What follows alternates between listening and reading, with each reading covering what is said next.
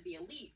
Well, what about lifting everybody up? What about making sure that we have floor underneath everybody? What about making sure that we have actual pathways to success? Does the deep state have enough technology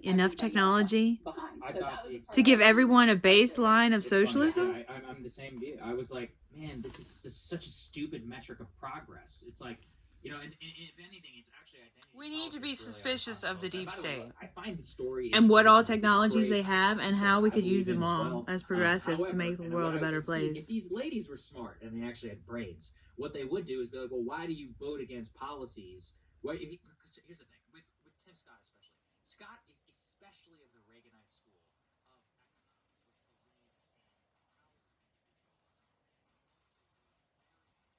in social safety net programs and others. Now, listen, I have complicated views on many aspects of this, but I'm not ideologically opposed to trying to help vast swaths of Americans come out of poverty, whereas Scott explicitly it is possible to be a progressive Republican.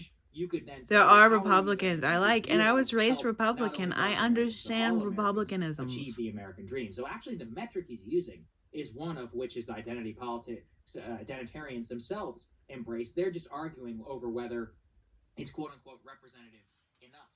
The metric of progress cannot be that there are more black people in the higher elite. The metric of progress has to be what is the distance between the higher elite, the middle class, and the poor, and is the floor high enough for everyone? And also, no, the floor is not high enough for everyone, and that's what Republicans don't seem to get through their thick skulls.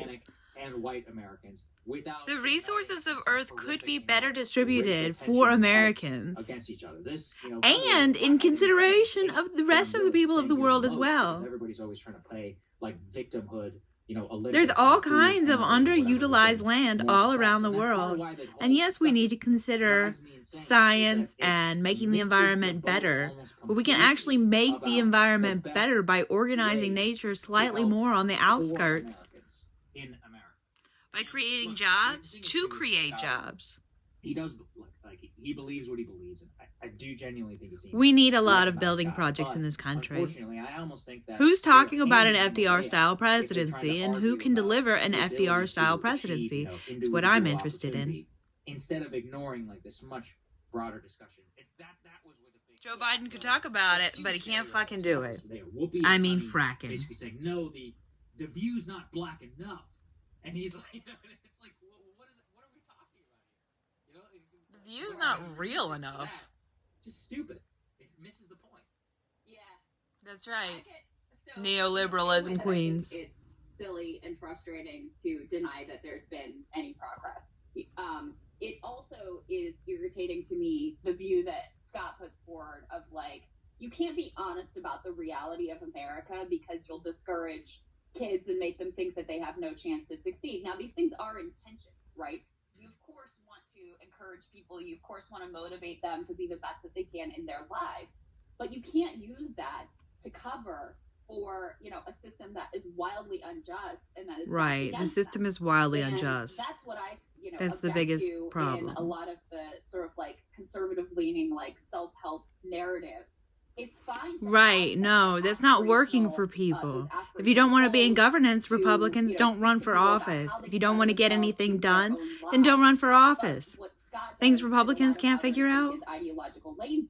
Is they use that not all as Republicans. A way of completely erasing but it seems like the politician Republicans can't figure that out. When you're a United States senator, the Republican voters seem to have it figured out, though. To change some of those structures and make it so that I hope you have a wonderful week yourself, and an awesome weekend. Then as you're always. really, failing at the task that should be in front of you. It's time for world peace. It's time for America to lead the way for world peace. And there's studies that